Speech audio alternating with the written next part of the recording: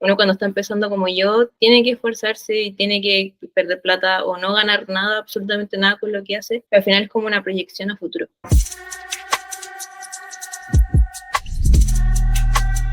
En este nuevo capítulo de la serie Conversores vamos a revisar parte de lo que nos compartió Valentina Reyes, una joven directora y guionista que obtuvo mucho reconocimiento con su primera película y que hoy busca formas de financiamiento para seguir creciendo en la industria del cine. Yo no tenía idea que se podía estudiar cine y estaba entre periodismo también, pero en verdad no me gustaba estudiar periodismo, encontraba súper fome tener que leer el diario, ir a como atrás de personas para entrevistar, como que a mí de periodismo me gustaba mucho el documental. Por eso estaba como ligada más a eso. Y estaba súper perdida y ahí mi papá me dijo como, oye, pero existe la carrera de cine, podría intentarlo. Y yo así como tenía idea que existía, fue como, ya, probemos. Mis compañeros tenían como millones de referentes, yo como había visto Forrest Gump nomás, así como... Buen referente igual. Sí, no, bacán. Pero eso es muy básico lo que yo sabía de cine cuando... ¿Cómo fue el irte desarrollando en este ámbito que ya de por sí no está tan desarrollado a nivel cultural y hasta económico? Yo igual al principio y hasta ahora me he negado a trabajar en publicidad así como tal, como productora, porque en verdad no me gusta eso.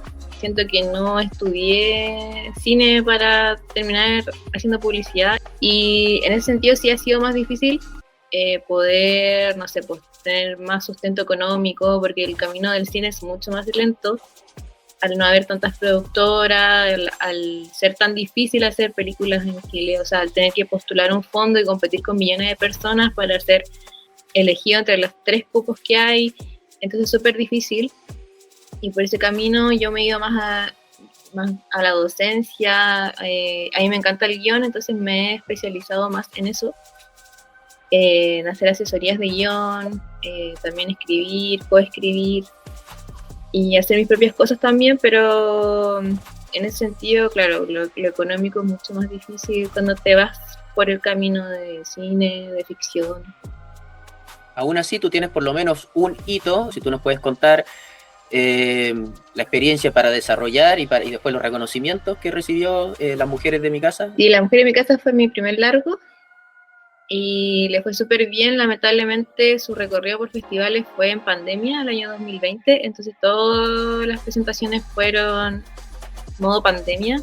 En Chile estuvo en hartos festivales online, ganó Sanfi, que es Mejor Película Nacional, y también estuvo en hartos países en el extranjero, que claro no pude ir por el tema de sanitario, pero en esos países igual se mostraron de forma física, o sea, en el cine. Pero ¿y cómo fue el proceso, la gestión para llegar a hacer esa película? Fue mi proyecto de título, entonces fue de la universidad. Ahí la universidad nos pasaba un monto para realizar la película y como fue bastante económica porque era una locación y 3 personas que solamente, pudimos realizar el largometraje con la plata que nos pasaba la U. Obviamente hicimos canjes también. ¿Algún momento que nos puedas compartir en que tú, no sé, te emocionaste y dijiste, viste que vale la pena hacer esto? O sea, con Las Mujeres en mi Casa me pasó cuando ya se empezó a mostrar a la gente. Y no sé, escuchar el llanto de la gente, o sea, la gente llorando, la gente riendo, como dándome las gracias por la película. Ahí yo me di cuenta que lo que estaba haciendo me gustaba mucho. Porque, no sé, es bonito entregar mensajes o que la gente se pueda identificar con cosas, que no se siente sola frente a ciertos temas. Es súper bonito. Y eso es como lo que más destaco del cine, que al final causa reflexión, puede hacer a la gente emocionarse, sacar emociones que quizás están muy guardadas dentro de uno. Y eso yo encuentro que es lo más lindo de hacer esto. ¿Actualmente estás trabajando en algún otro proyecto de cine? Ahora estoy escribiendo un guión de cortometraje de ficción, de fantasía, que lo vamos a realizar con la productora Keiko. Y lo vamos a grabar. Obtuvimos un fondo que con eso vamos a realizar el corto, pero ya después tenemos que volver a postular para la postproducción. Porque igual es un cortometraje de fantasía que tiene mucho de postproducción y ahí es una cantidad de plata que no tenemos actualmente. por eso tenemos que levantar fondos para poder terminarlo.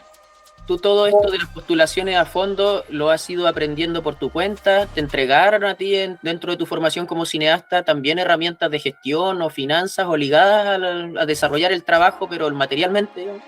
Muy básico lo que me enseñaron en la U. Fue como, existen estos fondos, rellenémoslos y chao. Yo cuando salí, bueno, cuando empecé a trabajar en la U también, o sea, hacer una boleta o después saliendo de la U, cómo armar una productora, qué cosas legales tengo que hacer.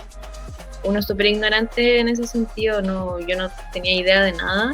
¿Qué otros caminos hay de financiamiento, ya sea que los hayas explorado o no todavía, que no sean solamente los fondos, que no tienen nada de malo, por supuesto, pero me imagino que también debe haber otras posibilidades?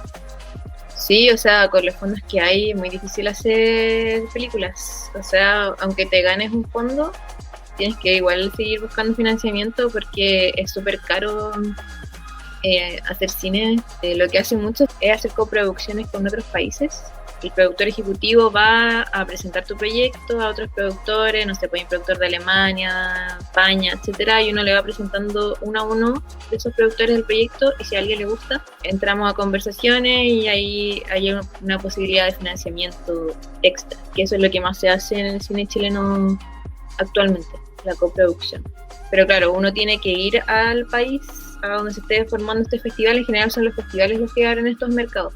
Económicamente sigue siendo bien dificultoso, casi que elitista. O sea, aunque uno no sea rico, tiene que por lo menos juntar la plata para el pasaje de avión para mandar al productor, si no ir uno mismo.